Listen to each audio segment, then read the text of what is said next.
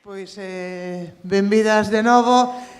Pro Carballo Interplay sempre un placer presentar esta sección, este formato, un formato que se leva facendo anos en distintos festivais, en distintos lugares, o Código Fonte Audiovisual, que naceu do colectivo Enve xa hai casi 10 anos, e que consiste en convidar a alguén, convidados, que non necesariamente veñen do mundo dos contidos digitais, ainda que as de hoxe xa están facendo así as súas cousiñas en internet, constame. Elas veñen da poesía, veñen da arte, veñen da creación, veñen do espectáculo, veñen da música, veñen da literatura, bueno, son o que se di artistas multidisciplinares, e últimamente, ademais, descubrimos, bueno, está descubrindo moita xente, eu xa o sabía, que son unhas excelentes humoristas. O Código Fonte Audiovisual é o conxunto de vídeos que forman parte da nosa vida, de pezas audiovisuais, de obras audiovisuais, de imaxes que conforman o noso imaginario, que nos fan ser o que somos, as cousas que consumimos na televisión, no cine, en vídeo, en distintas pantallas, e que ao final son un pouco o que flúe polas nosas veas e as nosas neuronas, e que forman parte do noso código. Entón, elas hoxe van explicar, poñéndonos vídeos neste formato medio charla, medio proxección, medio performance, vannos explicar en que consiste o seu código audiovisual, fonte audiovisual, que neste caso elas quixeron titular Autopoética en liña. Elas son Lucía Aldao, María Lado, Aldao Lado. Benvidas, un aplauso.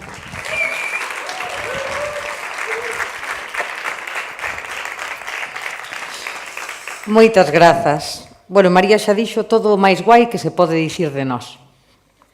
Gracias, María. Pensei que falabas de min, perdón. María, non dixen outra. nada. Ben, moitas gracias a todas e a todos por estar aquí. Benvidas e benvidos ao noso Código Fonte Audiovisual, que foi un traballo moi bonito que fixemos, de indagar nas nosas propias referencias e descubrir, por veces abraiadas, que somos máis sorteras do que pensábamos. Así é. Si, vamos intentar ir un pouco lixeiras para non pasarnos desta hora e ter un ollo en todo momento no reloxo, para que poidades ver todas as cousas bonitas que vos trouxo María e todas as chorradas que vos trouxen eu, que me catei. Cando vin así os contidos de María, dixen, menuda mierda, pero bueno, pero guai, mierda guai. Ben, eso é exactamente Aldao Lado, un pouco de... Mierda guai. No, sí, mierda guai, Sí, Aldao Lado. sí, somos mierda guai. Somos mierda guai. Ai, tamén teño que dicir que me está pasando unha movida, digo por si me teño que ausentar, está pasándome unha movida que só me pasou unha vez na miña vida, hai un ano xusto, ademais, o día que teloneamos a Silvia Federici. É a famosa enfermedade Federici. Sí, é que teño ganas de mexar descontroladísimas. Entón, hoxe que teloneamos a Malena Pichote, a Charo López, que lectura hacemos desto, amigas? Que el feminismo é diurético, sabes? E sou infección de orina, que da outra vez non era e tuve que tomar a medicación, sabes? Por culpa de Federici. Entón, bueno, pois, si me ausento, que saibades que é por pis. Sí, non vai tomar Peace in the cañas world. non vai tomar cañas ao bar. Ben, eu creo que podemos comenzar porque non podemos aportar moito máis do que vamos a aportar despois. Quero dicir que isto que ides ver a continuación é prácticamente a esencia de Aldao Lado. Eu creo que isto defínenos como parella artística e como individualidades casi tamén. Eu fume organizando por capítulos os que lle puxen títulos, pero só polo placer de titular chistoso. O meu primeiro capítulo chámase Ron Self, The Doors, 1994. Eu era unha nena moi lectora. De pequena, cando me preguntaban que quería ser de maior, por algunha extraña razón, eu sempre respondía que quería ser Agatha Christie. Outras rapazas que estudiaban a canda min querían ser enfermeras ou futbolistas, pero eu quería ser escritora. Pero, aínda así, eu nunca pensei que iba a ser poeta. Cando lín Rebeldes, quixen escribir Rebeldes. Cando lín O Gardián en Torcenteo, que lín en galego, quixen escribir O Gardián en Torcenteo. E cando lín A Velocidade do Frío, quixen escribir A Velocidade do Frío. Pero poeta, pois, por que carallo había eu de querer ser poeta? A primeira vez que a idea de ser poeta se me cruzou pola cabeza, estaba estudiando o primeiro de BUP ali no Instituto Agra de Raíces de Seno. Pasou que 3 ou 4 membros de Ronself viñeron a recitar o meu instituto. Eu estaba con Suso Bamonde, que agora tamén é poeta, é un gran amigo meu, e flipamos cando vimos aquel recital, a verdade que quedamos pálidos. Mirámonos así e dixemos, hostia, isto é ser poeta. Buah, de puta madre, nós queremos ser poetas. Por aquela altura, ademais, eu tiña unha profe de galego, que era nos chama moitas veces a recitar al lado, a la Anoia, que sempre nos animaba a escribir. E ademais corrixía os meus textos que eu escribía, que estaban cheos de faltas de ortografía. Ao mesmo tempo, eso xuntouse con que tiñamos un profe, que a mí non me daba clase, pero a Suso Bamonde así, un profe de matemáticas que era insumiso, o famoso Pepe Sacao, que na Costa da Morte foi toda unha institución, porque foi o primeiro insumiso que conocemos cando, non sei se os acordades, ser insumiso era un delito.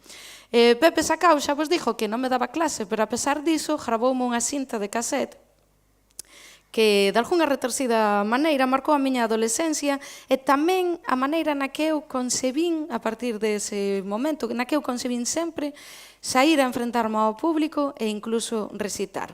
Esa cinta, por un lado, tiña Janis Joplin e polo outro lado tiña The Doors, que na miña casa sempre foron os Doors, só dixen The Doors ahora por se había algún purista na sala. Iso, combinado con moito Pink Floyd e con Camel, que era que o escoitaba meu pai no coche. Así que Ronself, a nova narrativa galega, Morrison pasado de ácido, conformaron as miñas primeiras referencias poéticas. Cheguei a saber de memoria un fragmento eu fixeme moi fan de Morrison, claro, naquel momento, eu máis Suso, escutábamos todo o que facía. E chegamos a aprender de memoria un fragmento de An American Prayer, no que é un disco onde sale Morrison recitando, e despois os Doors, xa con Morrison na casa, porque está cheo como unha estrepia mentre recita, poñenlle música. O fragmento que sabíamos de memoria era aquel no que narra o encontro ca caravana de indios que teña un accidente que comeza dicindo Me and my mother and father and grandmother and grandfather were driving through the desert at dawn, e despois empeza a balbucear un montón de cousas. Miña nai, non sin razón, cando me escoitaba pola casa recitando aquelo, pensaba que eu estaba mal da azotea. Así que a miña mocidade, e xa de paso o meu primeiro libro, que se chamaba Primeira Visión, eso xa dá algunha pista, estivo marcado claramente por esta secuencia que vou poñer a continuación. Unha negro? Dous play? Sí. Fantasía pura. No puedo pensar bien. Mira tus ojos, tío. Es la muerte. Tengo miedo de mi padre. No puedo ser lo que quiere que sea. Quizá deberías matar a tu padre. Estoy sufriendo, tío. Siento que el universo funciona a la perfección, pero yo estoy encerrado dentro de mí mismo. En vez de unidad, siento aislamiento. Pero estás vivo, Rey. Siéntelo. Tengo miedo, Jim. Es hermoso. Aún tengo miedo. Pues úsalos, John. Usa nuestra fuerza. Entra aquí. Eso es. Somos una tribu. Una tribu de guerreros. Os prometo que estaré con vosotros hasta el fin del tiempo. Nada, destruirá nuestro círculo. Cabalgad la serpiente. Sí. Vamos. My wild love went riding. She rode all the day. She rode to the devil. Asked him to pay. My wild love went riding. She went to the sea. She went to the devil. All that's left was we.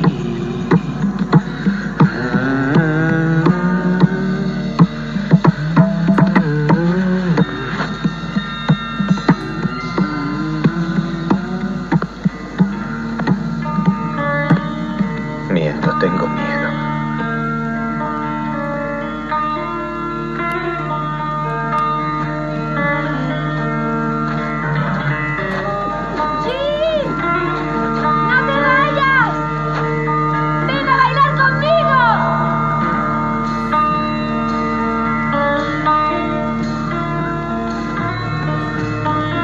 ¿A dónde vas, Jimmy? Jimmy, ¿a dónde vas?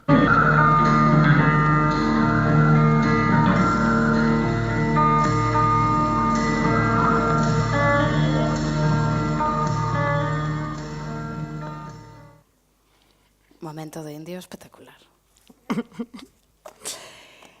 Ben, a min unha das cousas que máis me gustan no mundo é facer revisión xa de adulta, toda adulta que eu poida ser, os meus 37 millennials, facer revisión dos contidos audiovisuais que eu consumía na infancia e na adolescencia. Teñolle tanto cariño a certas series e certos programas que ás veces non distingo se os meus gustos, se é que os meus gustos non evolucionaron, non en van as miñas series favoritas, pois seguen sendo as series de adolescentes, como poden ser, bueno, pois Sex Education, Misfits, The Darrells, ou se é aí onde consigo atopar, bueno, a miña favorita de todas, se me molan as de adolescentes nos 90 xa me tolean. De feito, a miña serie favorita do mundo é My Mad Fat Diary. Ou se é aí onde consigo atopar pois as cousas que máis me gustan, as cousas que máis me entreteñen ou as cousas ás que lle debo e lles agradezo os camiños polos que transita a miña creatividade. Na actualidade son unha rastreadora empedernida a través de Instagram e de YouTube, sobre todo de 3 tipos de perfís. Adolescentes transexuais, me fascina, loquísimamente. Familias do Opus Dei. Podo falarvos de... Sei os nomes dos 16 fillos, de 18, bueno, 2 morreron, dos Postigo Pitch de Barcelona, dos Cuadrado Dorrio, bueno, teño así bastante control sobre familias do Opus Dei influencers. É un conocimiento que nunca sabes cando che vai facer falta. Claro, joder. E despois tamén son unha rastreadora empedernida, por suposto, de cousas que me fan mogollón de graza. Entón aí xa se abren 2 camiños, non? Pois un do que eu considero contidos de humor que para min son de calidade e outros que son la chorrada pura, que é o que máis me gusta do mundo, non? Pero hoxe, para empezar aquí, quería ir un pouquiño máis atrás. A min, como imagino que a case todas as chavalas e chavales que estades no público, bueno, e señoras e señores, encantábame Pipi Calzas Largas, non? Pero dábame ansiedade esa vida descontrolada. O sea, claro, eu era consciente de que para as nenas que éramos así pouco princesitas, o guai era que che molase Pipi. Porque era en plan, esta é unha guerreira, unha tipa libre e tal, pero claro, eu vivía jodida porque dicía, en plan, a mí molame vela, pero eu imaginarme sin pai nin nai xestionando esa fortuna, cuidando deses animais, con esa vida descontrolada, a min jodíame a vida e facíame pensar que eu non era guai, sabes? Dicía, a mí molábame que me molase Pipi, pero molame vela, pero eu non cambio a miña vida pola de Pipi nin de coña. Entón atopei en Punky Brewster un sucedáneo de referente así de chavala libre, máis ou menos, pero coño, con certo control, non? Pois un pai que era un señor de 80 anos, bueno, vale, pero tiña un pai aí, unha casa máis ou menos confortable, ainda que fose un antroido de casa, non? Que era, iso parecíame guai, ata que as colegas de Punky Brewster me deron un hostiazo de realidade bizarro, e que non esquecerei na miña vida. Entón, bueno, eu podo afirmar aquí neste Carballo Interplay 2019 que a min as drogas ensinou máis Punky Brewster.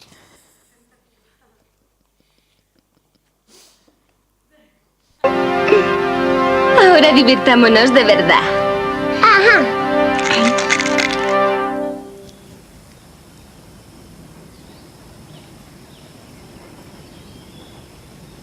Dejemos que escojan primero las nuevas chicles. Las chicles.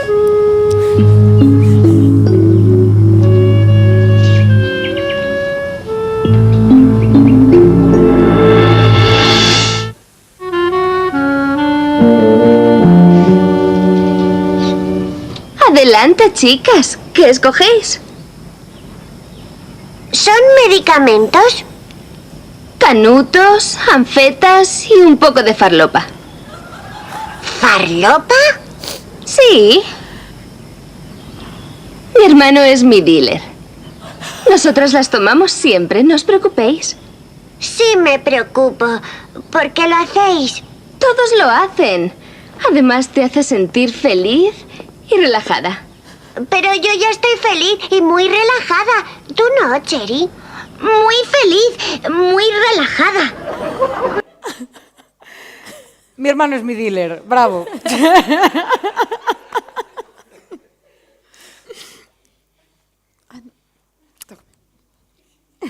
Perdón, quedei... Qué burrada, verdad? Eu tamén vi a Punky Brewster, pero non recordo este episodio. En Seno no votaron, había unha censura. É que eu volvín ver, o que vos contaba que revisaba de adulto os contidos da adolescencia, que eu volvín ver hai uns anos todo Punky Brewster, todo o salir de clase, todo, volvín a ver toda esa movida. Esta escena era máis de al salir de clase que de Sí, Punky Brewster. pero Punky Brewster embelleceu guai e al salir de clase non. Heidi embelleceu guai e, bueno, hai cousas que embelleceron ben e cousas que non. Punky sí. Ben, o meu segundo capítulo chamase, este non ten un título tan chistoso, pidevos perdón, porque era tarde e non estaba moi creativa. Chamase O Batallón Literario da Costa da Morte, Paco Souto. Eu empecé a escribir dentro do Batallón Literario da Costa da Morte, que se hai alguén aquí que non o saiba, era un colectivo de literario que había na Costa da Morte nos anos 90. Así que, como vos contaba, eu estaba no instituto e vin a Ronself e quixen ser poeta, pero pensei que ninguén se tomaba en serio esa movida. Bueno, porque vin a Ronself, que tampouco tomaba moi en serio.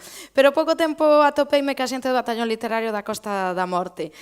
Suso, meu colega, e máis eu, vimos que aquilo de ser poeta, bueno, que podía ter ou non futuro, pero cando menos había xente a que non lle parecía unha rareza. E nada, comenzamos a recitar moito pola Costa da Morte e por Galicia adiante. Eu, co batallón, aprendín moito do que acabaría sendo a miña maneira de recitar, que agora está en Aldao Lado. E incluso a miña maneira de escribir con poetas que estaban no batallón, como Estevo Creus ou David Creus, Miro e Rafa Villar, pero sobre todo aprendín a recitar con Celso Fernández San Martín, que agora, ademais de poeta, ten moito máis predicamento como narrador oral, e sobre todo con Paco Souto, que me enseñou a recitar mirándolle a cara a xente. Neste momento, creía que era obligado que escoitasedes a Paco recitar, porque de Paco, tamén das mulleres que vendían persebes polas portas, meus pais teñen un negocio, alíense, entonces, cando era rapaza, as mulleres, os persebes que non lle querían a lonja, bueno, era o que dicían elas, claro, pero como excusa vamos usar esa, íbanos vendendo polas portas, e miña nai moitas veces víase obligada a ellos comprar, bueno, pois porque eran clientes, non? E vendíanos baratos. Entón, eu recordo que na miña casa unha conversación típica, que unha vez contei en Ourense con 20 anos na casa dunha amiga, e aquela xente non o creía, era, mamá, que hai para cenar? Persebes. Joder, outra vez persebes! Entonces, de Paco, das persebeiras que vendían polas portas e dos clientes de meus pais que andaban ás plataformas, aprendín a amar o mar na súa xusta medida. E por eso, gran parte da miña obra fala do mar. Vos poñer un vídeo no que Paco recita un dos seus poemas máis conocidos e emblemáticos.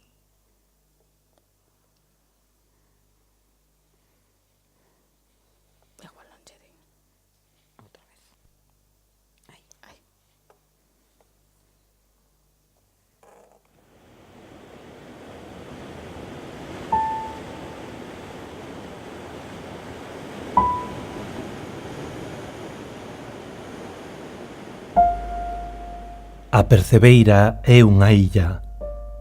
A illa ten nome de peixe esquivo e os homes van. A lanchiña que os leva é de pau de laranxo.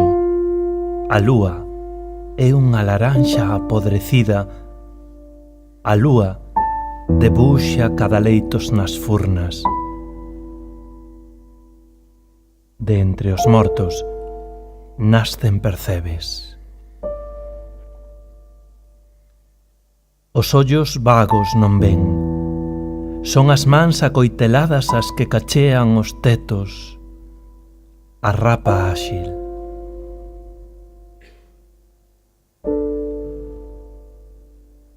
E logo a lonxa. E a viaxe a Coruña ou Madrid. E o prato na mesa. E o sal na boca. Ese sabor a sal na boca, como se a morte viñese cada 9 ondas.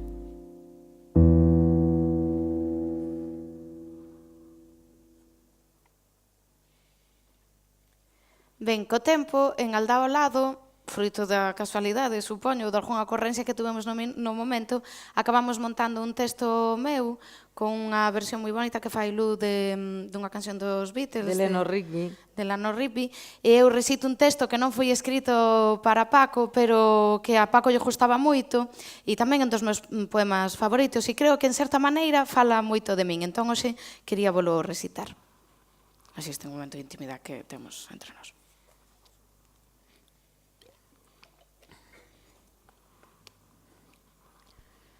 Quen recordará aquela nosa mocidade?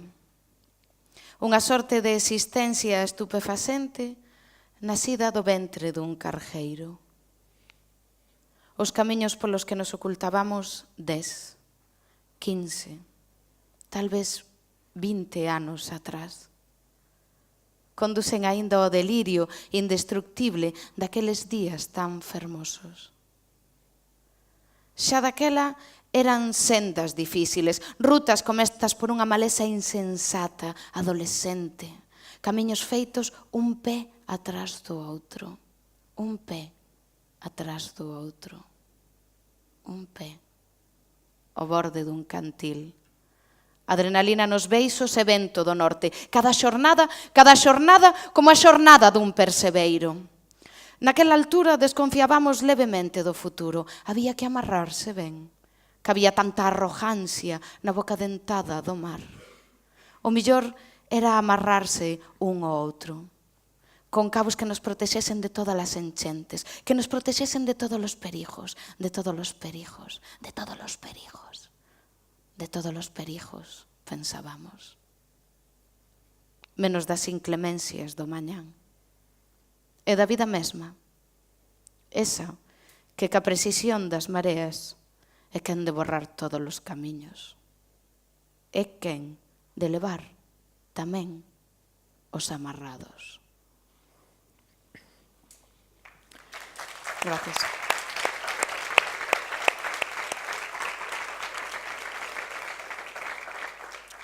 Ben, outro ingrediente deste prato combinado, crucial a máis non poder para a miña formación, foron os produtos feitos aquí, en Galicia, en galego.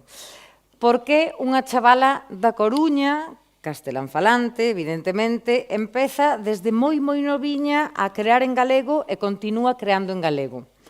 Pois pasei anos respondendo que se trataba dunha cuestión emocional pois patrocinada polo vínculo tan potente que eu tiña ca aldea, cousa que non é mentira, pero creo que hai bastante máis que engadir. Unha das cousas que podo engadir é que eu, de corazón, son moi de minorías. Quero dicir que a cara de esta pava esta loca que se lle quedaban os meus colegas cando eu lle dicía así de bastante noviña é que eu quero ser poeta, eu quero vivir de contar cousas nese formato, ademais, concretamente, ou noutro, esperamos, eu quero vivir de contar cousas, pois era bastante parecida á cara que se me quedaba a min cando os colegas ou as colegas me dicían que quero estudiar Administración e Dirección de Empresas, non? Era unha cousa así bastante semellante. Eu non fixen unha carreira con saída, tampouco fixen unha sen saída, todo hai que dicilo, intenteino, pero non. Non só porque me espantase o contido ou o oficio no que podía desembocar esa carreira, senón porque aquela masa a min agobiábame. O que era de moitos, o que iba moita xente, a min agobiábame, non me molaba e, ademais, non contemplaba a opción de que eu fose sacar algo bo de aí, non? A min o que máis me gustaba no mundo era contar cousas, contar historias, e iso facíase, iso era oficio. Quero dicir que non era eu só reproducindo as historias do meu abuelo ou da miña tía. O que eu facía, existía un oficio, e eu decateime diso, dime de conta, grazas a un programa do 99, da Televisión de Galicia, que se chamaba Apaga a luz. Eu escapeime da casa con 16 anos para ver un monólogo de Carlos Blanco, porque eu quería ver iso que me molaba, non? Entón, bueno, pois, hai iso que di, isto que a ti che mola, ti, adolescente, perdida no mundo, isto que a ti che mola, existe e ten un nome, bueno, pois creo que é das informacións máis potentes que pode recibir en directo ou en formato audiovisual unha persoa nova que está construindo a súa personalidade e máis a súa personalidade artística, non? Entón, agora, pois, viaxemos a 1999 para ver un fragmentiño dese maravilloso programa que era Apaga a luz.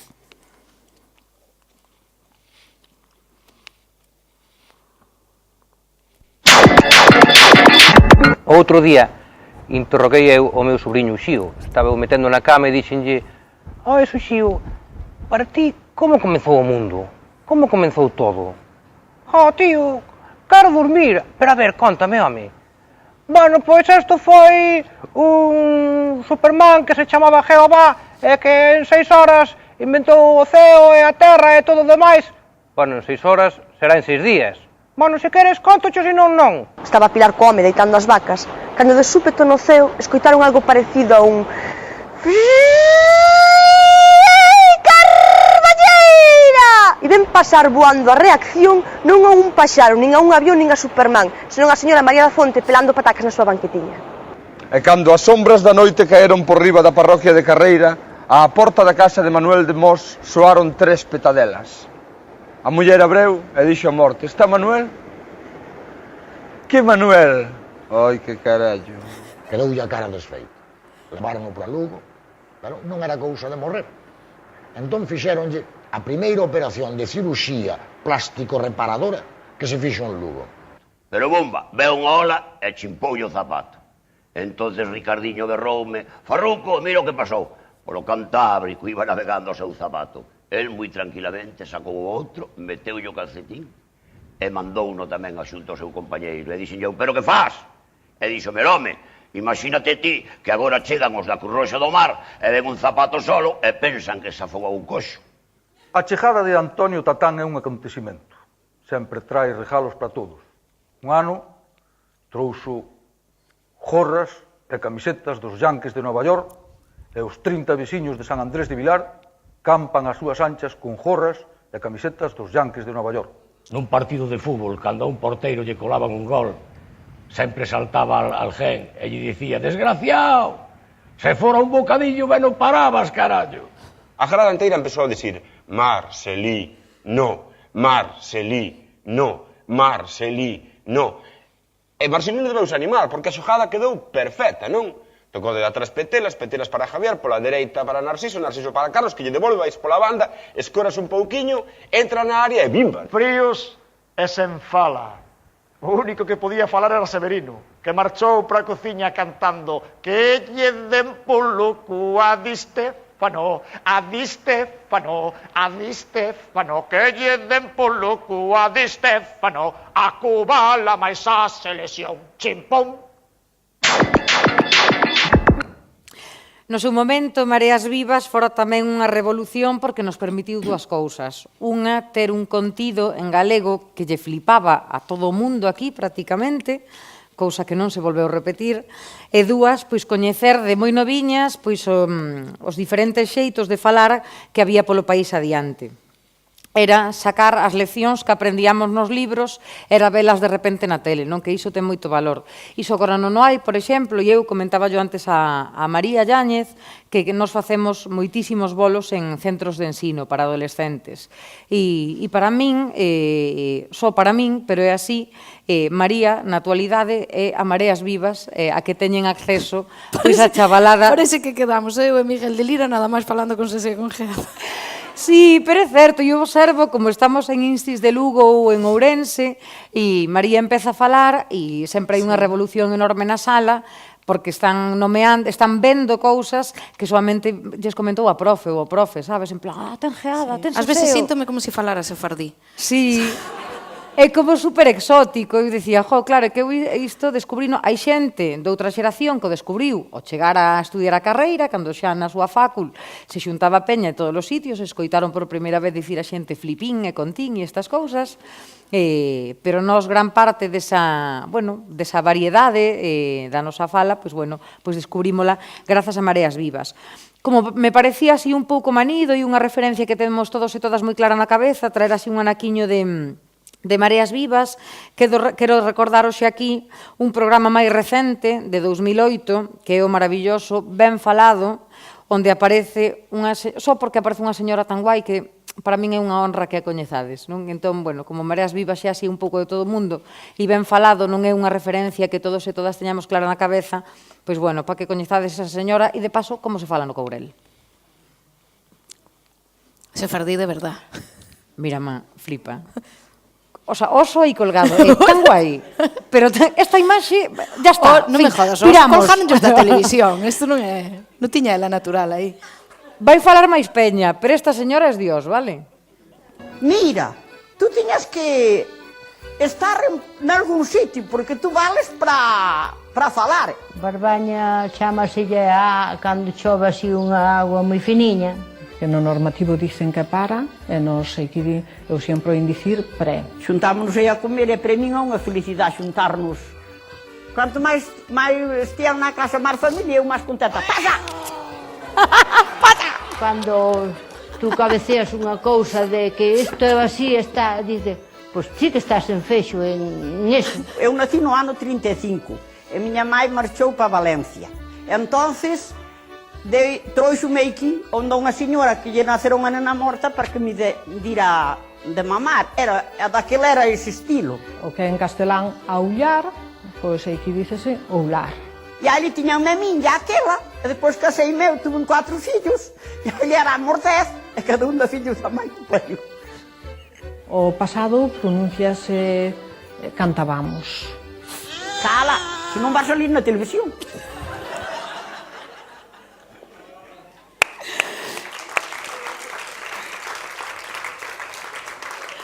Animo vos a que pasedes a noite de rachí de hoxe dicindolle a peña ¡pasa!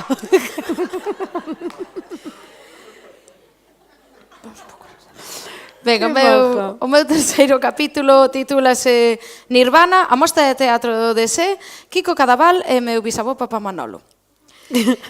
Todo isto chamase así, porque eu cando empecé a recitar, así, que empecé moi nova, porque tiña 17 anos, entre poema e poema encontreime ca problemática de que ás veces había que falar. Sobre todo porque ás veces tocábanos, co batallo moitas veces tocábache recitar nun palco dunha festa, en Ponteceso, por exemplo, entre un grupo de ska e uns gaiteiros ás 3 da mañán, con un público que xa parecía que acababan de baixar dunha jamela e ainda non facían pé, e que o último que querían era escoitar recitar a ninguén. Eu, ademais, era pequena en edad e en tamaño, e a xente tomábame moito o pelo, eso pasoume hasta Antonte. Eu sempre digo que nese momento ese foi o meu training para falar, pero os referentes que tiña, o pouco ou moito que eu aprendín de falar, aprendino en primeira instancia con o meu bisavó, Papá Manolo, con quen tive unha relación moi intensa, porque nos víamos todos os días, eu xantaba en cas deles, con ele, máis con miña bisavó, mamá Emilia, que morreron cando eu xa estaba facendo cou prácticamente, non?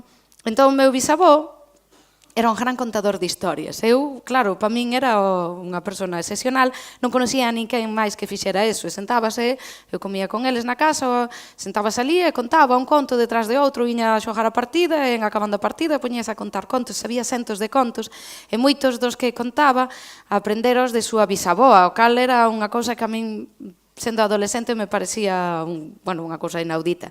Despois, cando empecé a ir á mostra de teatro de Sé, conocín a Kiko Cadaval como artista, non personalmente, sino que o vin contar. E flipén, a primeira vez que o escoitei contar ese conto que sale precisamente, que non sabía que era ese conto da morte que anda buscando pola taberna o tipo que lle está facendo o avión, ese conto contaba o meu bisavó. E a primeira vez que yo escoitei contar a Kiko Cadaval, flipén, vivín un Stendhal, dome ali unha cousa. Así que eu sempre digo que de todo o que vin na mostra de teatro de Sé, non só de Kiko, sino de moitas cousas que eu vin de humor, acabaron tendo unha pegada moi forte no que eu escribo, porque ademais meu bisavó era un home con moito sentido do humor, que lle gustaba moito facer bromas así inocentes, e meu pai tamén é un tipo con moito sentido do humor. Entonces eu moitas veces, aparte desas referencias, cito entre as miñas referencias humorísticas, pois ao Yomol Tranvía, que vin na mostra de Sé, a Mofa e Befa, os Magical Brothers, xente a que vin cando tiña 10 anos, 11 anos, 12 anos e que me marcaron moito. Sobre todo porque cando tes que salir a recitar ás 3 da mañá nun festival entre un grupo de ska e dos gaiteiros e tes 17 anos e mides 1,50 m, podes ir en plan Nirvana e vomitarlle a aquela xente que a mí molábame moito Nirvana, pero non me vía eu facendo eso en Ponteceso, que teño esta familia. Vomitar e insultar ao público. Entón, a outra opción que tes é a retórica do humor, que é o que me dediquei desde que empecé a recitar. Por eso, eu creo que en Aldao Lado hai moitos números, que esta é unha cosa que falo ás veces con Kiko e con Evaristo e con Víctor. En Aldao Lado hai algúns números que son Aldao Lado, pero poderían ter sido perfectamente números de mofa e befa, tendo en conta as distancias que os fanos moito mellor que nós e son moito máis simpáticos. Pero non escriben poemas, todo hai que dicilo.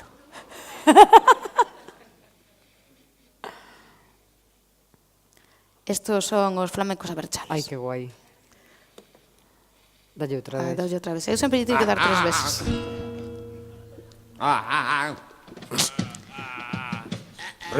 Con Narfe e Piti Sanz.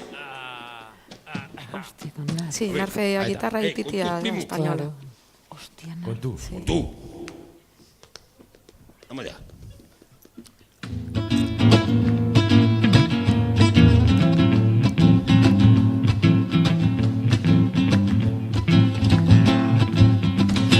La Icastola sí, la Icastola no, a la Icastola deja el curso comenzó. Tiene la Icastola y una pizarrita, no se pinta, brocha, se escribe con tiza. La Icastola sí, la Icastola no, a la Icastola deja el curso comenzó. Tiene la Icastola dos contenedores y uno es pa' vidrio y otro pa' cartones. La Icastola sí, la Icastola no, a la Icastola deja el curso comenzó. Hey, la Icastola y ascender solar y al río, más bruto y hasta un gaito. Y la Icastola sí, la Icastola no, la Icastola deja el curso comenzó.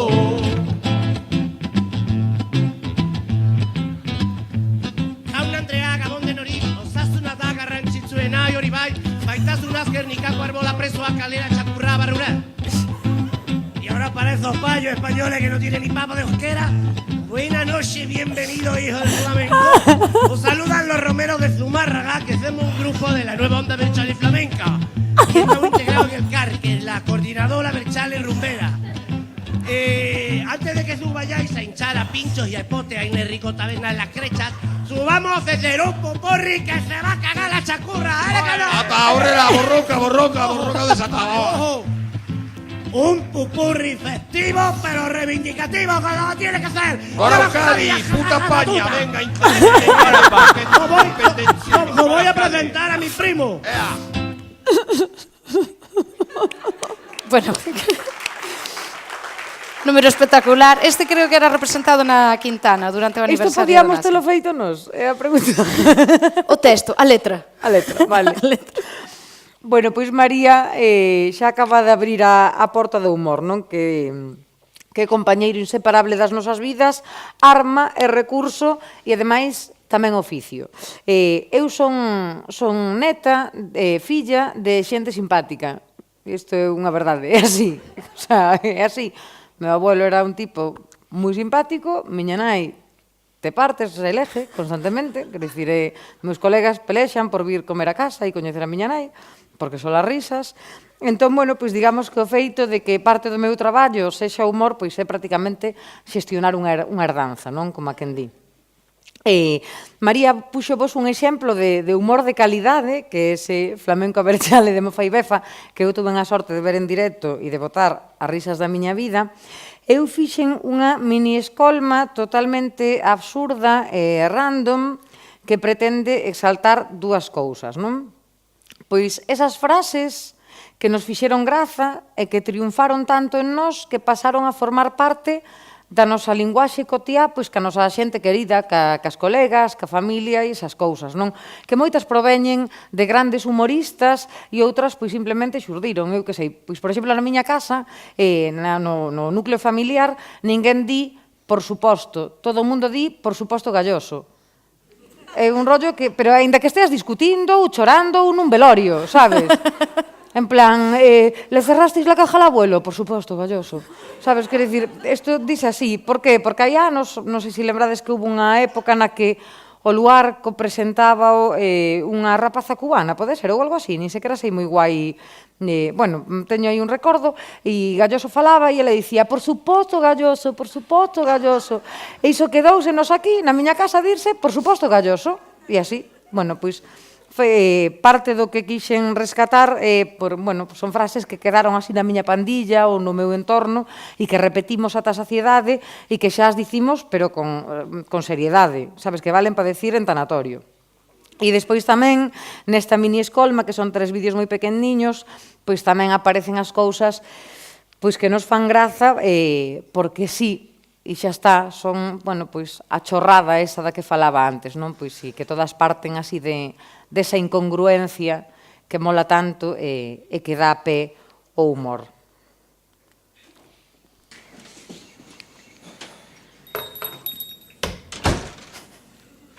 ¡Hala! ¿Si fumas? Pues claro, si es bueno. Pero no era malo. Que no, que es bueno. Y además es chulísimo. Mirad. ¡Hala, qué bien fuma! Y es muy madura para su edad, ¿eh? Este es mi novio, Manu DJ.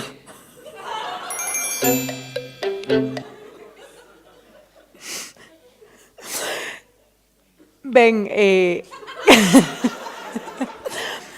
esa frase, anda si fuma, pero no era malo, que va, que es bueno. É tan guai todo o tempo, sabes? Pero vale para todo. E además é chulísimo. É moi guai, é moi guai.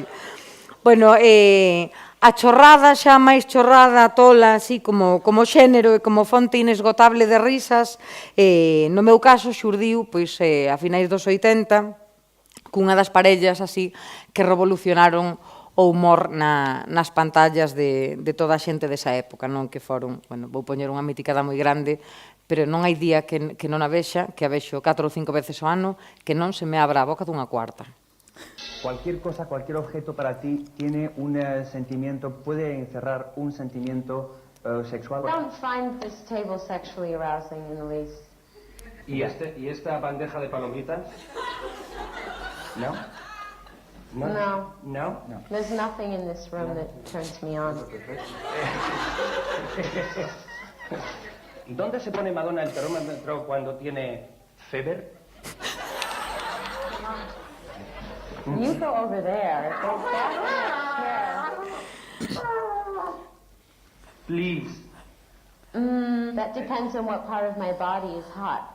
Dado que no tienes nunca dinero para ropa interior, te hacemos este regalo maravilloso para que tengas. ¿Te gusta? ¿Ti piace? Perfecto. Un bonito sombrero. They're kind of cute, actually. I think you should put it on your head. Gracias.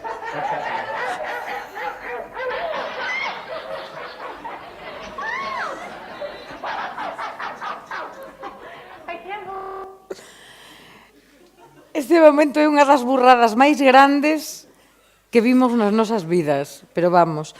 E despois xa para rematar así esta pequena selección está a chorrada pola chorrada, a chorrada sen mensaxe, pois eses vídeos que vemos cando estamos tristes porque son unha puta chorrada, pero que fan que nos esmendrellemos ca risa. É así, quer dicir, eu vime a min mesma merendando na miña habitación vendo un vídeo deste tipo, non sei se sería este incluso, e, bueno, pois salvándome a vida a mí mesma, porque da risa atraganteime co xamón e tuven que meterme os dedos, potar ali, mentras me partía de risa.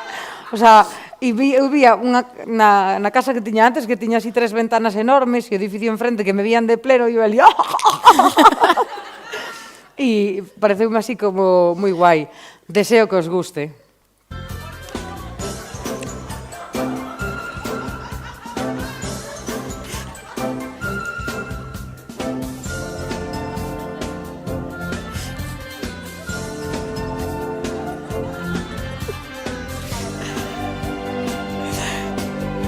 Claro, canto nos queda?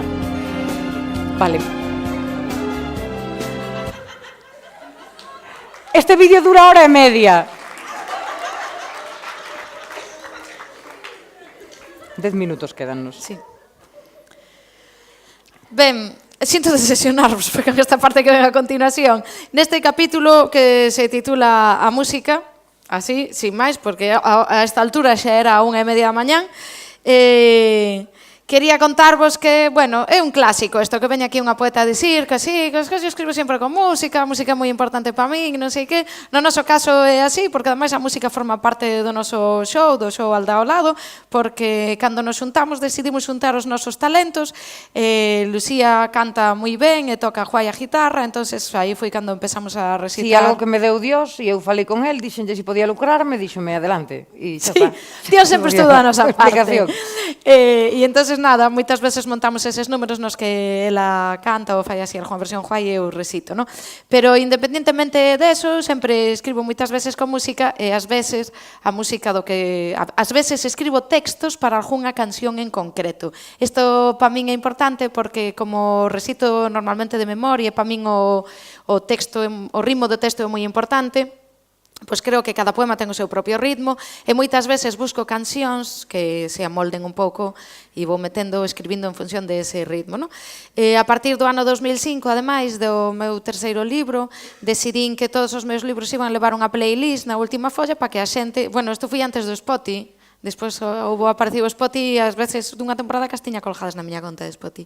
Pero bueno, que vas ali a última folla do libro e podes poñer as cancións que eu escoitaba mentras escribía ou que están na xénese dos poemas.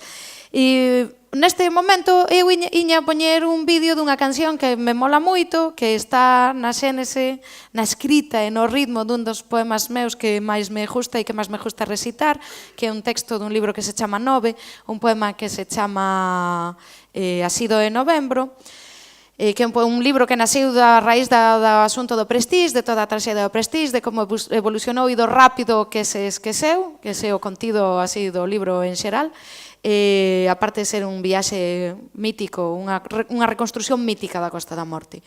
Esa canción que vos quería poñer é unha canción de un grupo que se chama Migala, creo que xa non tocan, despois tuveron unha segunda formación que se chama Macbaquia, que era ainda máis interesante, pero creo que xa non tocan. Pero Migala tiña un disco que se chamaba Así duele un verano, de donde eu roubei o título de Así doe novembro, e nese disco había unha canción que se chamaba... Dios mío, unha vila vasca que non é Eibar, joder, como se chama? Hai alguén na sala que o saiba, é que se me olvidou. Bueno, é unha canción... Hostia, onde está? Guetaria, chamase Guetaria. É que é unha vila vasca que conoso, e solo conoso, daquela solo conocía Eibar e Guetaria, por eso me fallaba, non sabía cal das dúas era. Bueno, pois Guetaria é unha canción moi interesante, pero non vos la trouxen porque é solamente un fotograma que desto típico que alguén subiu o disco inteiro. Entonces pensei en buscar algo que tivera que ver con ese libro, con Nove. De súpeto acordeime que na xénese dese libro, ocorrido moito antes, pero na imaxinería, nos fotogramas que eu tiña na cabeza mentras escribía esa reescritura mítica da Costa da Morte como un territorio que é unha illa que viaxa sobre o lombo dun leviatán, estaban os fotogramas dunha peli que vin nun cine de Santiago xusto antes de que pechase. Foi unha das últimas pelis que se puxeron no cine Avenida de Santiago, Bello Cine Avenida, que era un cine que manejaba un solo señor, que vendía moi maior, un señor moi maior, vendía as entradas, entraba na sala, abría as portas, subía arriba dos pisos, poñía o primeiro rollo, baixaba, apagaba as luces, cerraba as portas, e en este caso en concreto a peli é Rompiendo las olas, eran 2 rollos, entón o tipo de repente acababas o rollo, baixaba abaixo con todo o traballo, mentras corrían os ratos polo sin avenida, que daba justo velos, éramos 3 ou 4 personas na sala, e o tipo encendía as luces, avisaba de que iba a cambiar o rollo, era todo unha cousa moi ceremoniosa, non? O inicio de Rompiendo las olas, a primeira secuencia que ten un diálogo moi interesante que casualmente fala da importancia da música.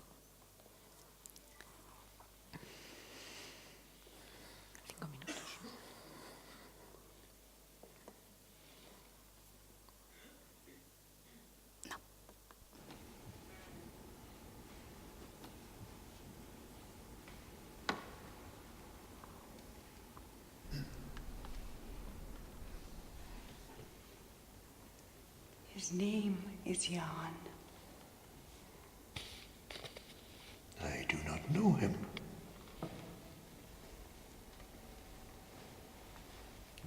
He's from the Rig.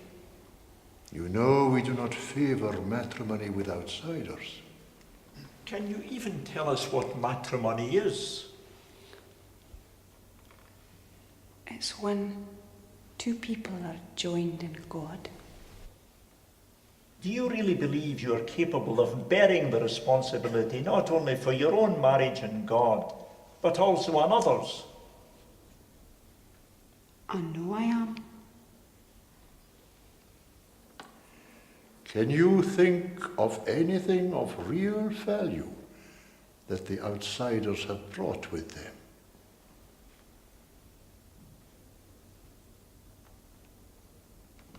Their music.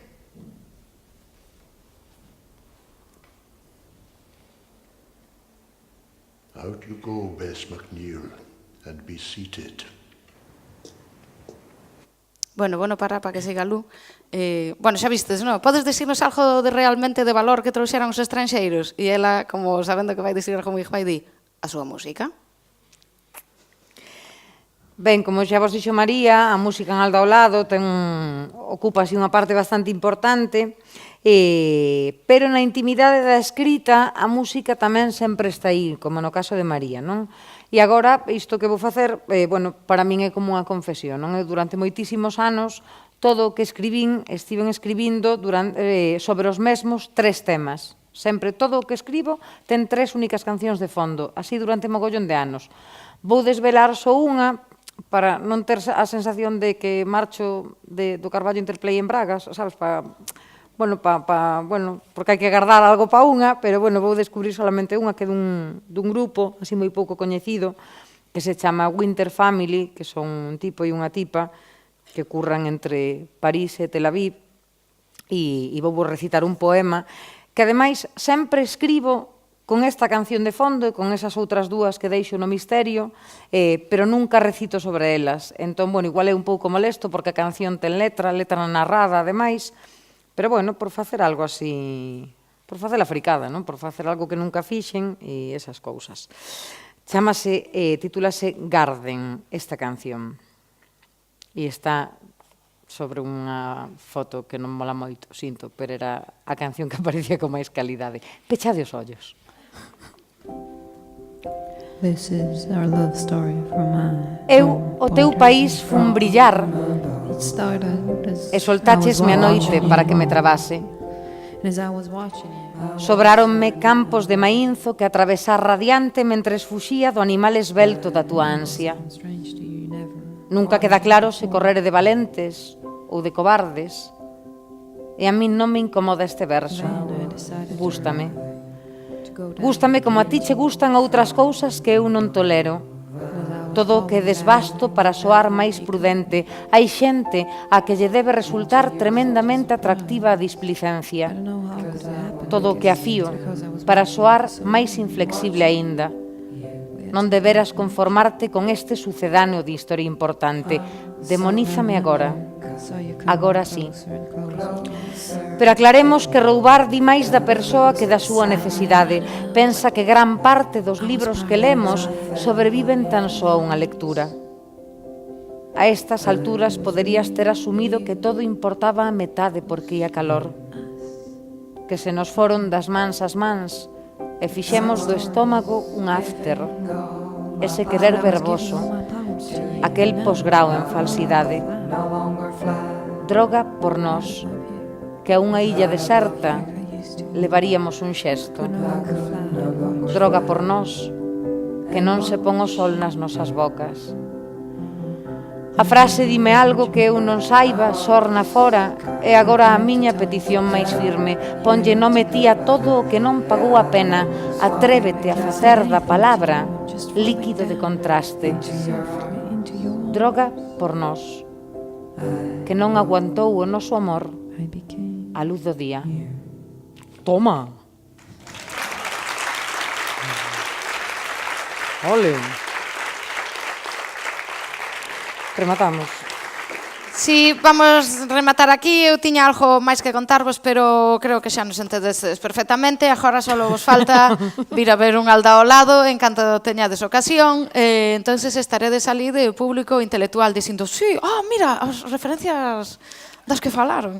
Mira, sus poemas duran todos 2,58. Nada, moitas gracias a todos e a todas por atendernos e que pasedes bo festival. Grazas.